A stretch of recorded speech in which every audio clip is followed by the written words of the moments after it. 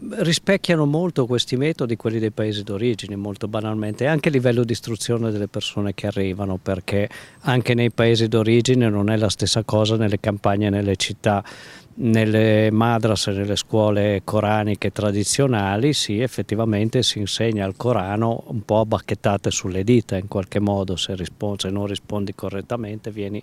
punito anche con punizioni corporali o pressioni d'altro genere. Cose che facevano parte appunto della pedagogia del passato per quel che riguarda noi e che oggi non ne fanno più parte, che sono stigmatizzate, anzi in alcuni casi sono propriamente reato. Per il professor Allievi far emergere fenomeni gravi come quello avvenuto all'interno della moschea padovana è fondamentale l'integrazione delle nuove generazioni. I bambini nati nel nostro paese fin dalla tenera età entrano in contatto con metodi pedagogici differenti e quindi sono più sensibili a denunciare eventuali condotte violente dei loro insegnanti di Corano. Perché i bambini vanno sia nelle scuole coraniche che nelle scuole normali che a fare catechismo cattolico, per cui notano le somiglianze e le differenze e si accorgono che il metodo pedagogico che viene utilizzato, che sono nelle nostre scuole elementari, è evidentemente molto diverso e peraltro più efficace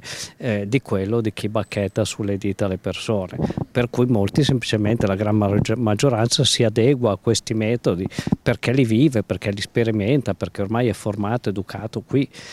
Ci sono quelli che invece non lo fanno e giustamente vengono, uno, denunciati perché i bambini se ne accorgono e non accettano, due, anche stigmatizzati in qualche modo. La comunità, se non l'ha imparato prima, lo impara adesso, che non si insegna così.